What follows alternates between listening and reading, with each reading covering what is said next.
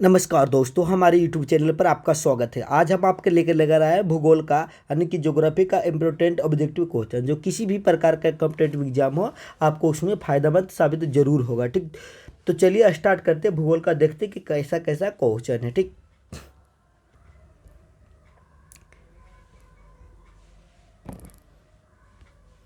Question देखिए क्या करा कि ग्रीष्म ऋतु में चलने वाली तीव्र हवा को पश्चिम बंगाल में कहा जाता है।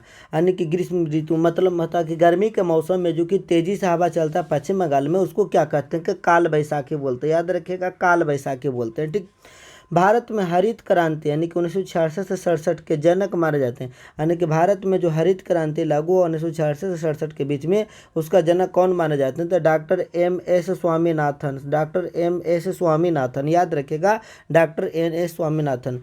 रबी फसल है तो रबी फसल है गेहूँ, चना, जौ, मटर, सरसों। गेहूँ, चना, जौ, मटर, सरसों। एक तरीका आप बता देते कि रबी फसल वाले से कट्टू प्राप्त होता है। याद रखिएगा, कट्टू जैसे गेहूँ, तो गेहूँ वाला जो गेहूँ झाड़ लेते जो बाकी बचता है उससे कट्टू बनता है। जौ वाला से भी, चना वाला से भी, मटर वाला, सरसों। तो ऐसे याद रह जाएगा कि कट्टू जिसे प्राप्त होगा उसी को गेहूँ रबी फसल में याद रखेंगे। ठीक, खरीफ फसल, ठीक, जरा में से खेरा खेरा प्राप्त होगा। धान, तिलहन, जवार, बाजरा, मक्का। ठीक, तो ये हो जाए कुछ कि खरीफ फसल।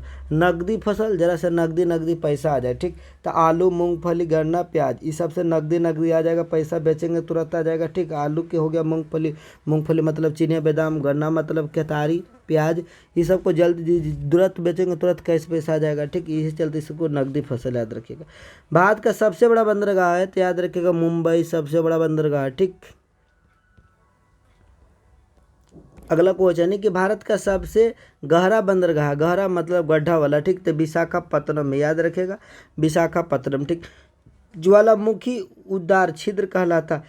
तो ज्वालामुखी में जो छिद्र होता है उसको बोलते हैं क्रिएटर, क्रिएटर ने क्रिएक्टर बोलते हैं। ठीक, नर्मदा और ताप्ती नदी के मध्य स्थित है। तो नर्मदा और ताप्ती नदी के मध्य, मध्य मतलब बीच में कौन स्थित है?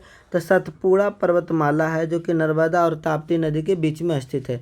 मकराना संगमरमर की खान स्थित है। तो याद रखिएगा, मकराना संगमरमर की खान स्थित है राजस्थान में। ठीक, इलायची पहाड़ी स्थित है। तो इलायची पहाड़ी जो स्थित है केरल में, केरल में एक पहाड़ी है जिस पर इलायची खूब उपजता है, इसी चलते उसको बोलते हैं इलायची पहाड़ी। ठीक, तो केरल में है।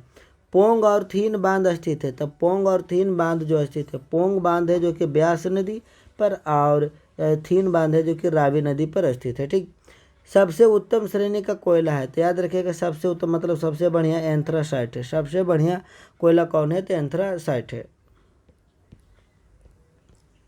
अगला क्वेश्चन है कि 3 जनवरी को सूर्य और पृथ्वी के बीच की न्यूनतम दूरी होती है जो कहलाता।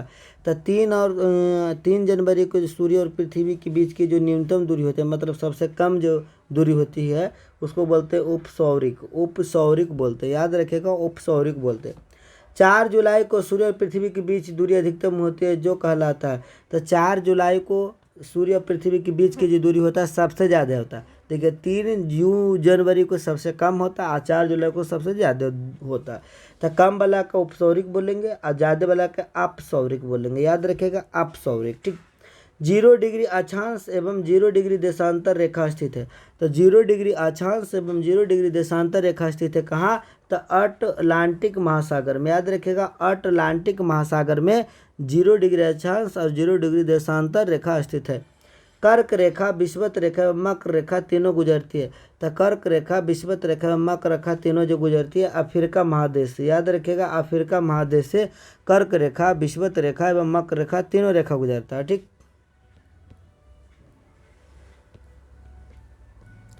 अगला क्वेश्चन देखिए कि 23.5 डिग्री और 66.66 डिग्री उत्तरी और दक्षिणी अक्षांश के मध्य का भाग कहलाता। यानी कि 23.1/2 को बोल रहे हैं 23.5 डिग्री। ठीक, और 66.1/2 डिग्री को बोल रहे हैं 66.5 डिग्री। तो उत्तरी और दक्षिणी अक्षांश के मध्य का भाग कहलाता है। यानी कि उत्तर और दक्षिण अक्षांश के जो बीच का भाग होता है वो क्या कहलाता?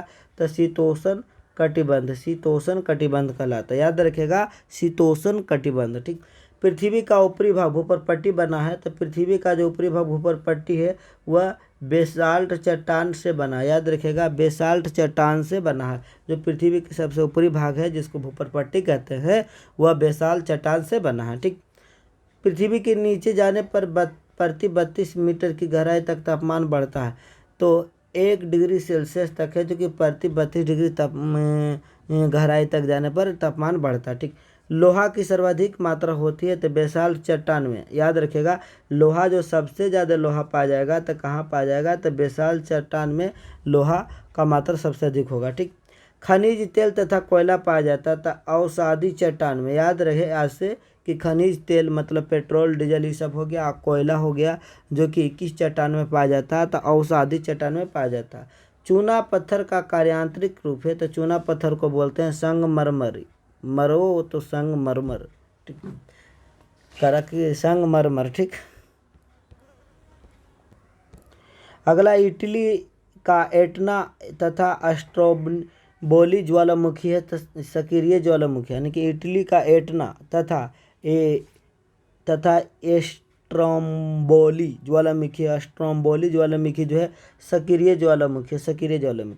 जापान का फ्यूजियामा ज्वालामुखी कहलाता है प्रसुप्त ज्वालामुखी, यानी कि जापान का फ्यूजियामा ज्वालामुखी को बोला जाता है प्रसुप्त ज्वालामुखी। ठीक, तंजानिया अफ्रीका का किलिमंजारो ज्वालामुखी को बोला जाता है शांत ज्वालामुखी, यानी कि तंजानिया मतलब अफ्रीका का किलिमंजारो ज्वालामुखी है जिसको बोला जाता है शांत ज्वालामुखी। याद रखिएगा, शांत ज्वालामुखी। विश्व का सबसे ऊंचा ज्वालामुखी है तो याद रखिएगा कोटोपैक्सी है, जो कि विश्व का सबसे ऊंचा ज्वालामुखी है, जिसको इक्वेडोर भी बोला जाता है। भूकंप की तीव्रता मापी जाती है तो रिक्टर पैमाने के द्वारा भूकंप की तीव्रता मापी जाती है। ठीक, संयुक्त राज्य अमेरिका के ये लोस्टोन पार्क में स्थित है तो ओल्ड फेथफुल गेसर है जो कि स्थित है।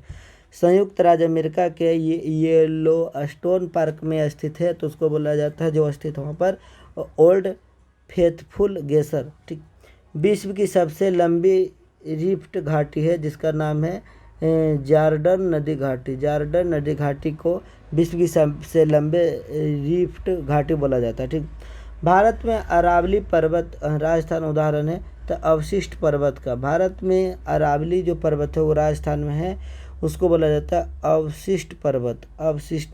ठीक, अगला देखिएगा कि हिमालय रॉकी आल्प्स एवं एंडीज पर्वत उदाहरण है तो हिमालय रॉकी आल्प्स एवं एंडीज पर्वत उदाहरण है बलित पर्वत का उदाहरण है। ठीक, हिमालय रॉकी आल्प्स एवं एंडीज पर्वत उदाहरण था बलित पर्वत का। ठीक, भूमिगत जल निर्मित स्थलाकृति उत्सृत कुआं सर्वाधिक पाया जाता है तो कहाँ पर सबसे ज़्यादा पाया जाता है भूमिगत जल निर्मित स्थलाकृत उत्सृत कुआं, तो ऑस्ट्रेलिया में सबसे ज़्यादा पाया जाता है, ऑस्ट्रेलिया में। ठीक, फियोर्ड तथा ड्रमलिन स्थलाकृतियाँ निर्मित है तो फियोर्ड और ड्रमलिन स्थलाकृतियाँ जो निर्मित है हिमनद मतलब बर्फ़ के द्वारा। ठीक, जयुगेन यारडंग इनसेलबर्ग लैगून तथा लोएस स्थलाकृतियाँ निर्मित है तब पवन मतलब हवा के द्वारा। जयुगेन यारडंग इनसेलबर्ग लैगून तथा लोएस स्थलाकृतियाँ निर्मित है पवन द्वारा। ठीक, विश्व की छत कहा जाता है तो याद रखिएगा पमीर के पठार को विश्व की छत कहा जाता है जो कि तिब्बत में स्थित है। कहाँ स्थित है, तो तिब्बत में स्थित है। ठीक, तो आशा रखते हैं दोस्तों कि हमारे वीडियो आपको पसंद आएगा। अगर पसंद आए ना तो एक लाइक ठोकिए और हमारे चैनल पर आज पहली बार ज्वाइन हुए हैं तो चैनल को सब्सक्राइब कर बगल में घंटे होगा उसे भी प्रेस कर दिए। ठीक, और अपने दोस्तों के पास ज़्यादा से ज़्यादा शेयर कीजिए जिससे उनको भी फायदेमंद साबित हो। ठीक, फिर मिलेंगे अगला वीडियो में, तब तक के लिए जय हिंद।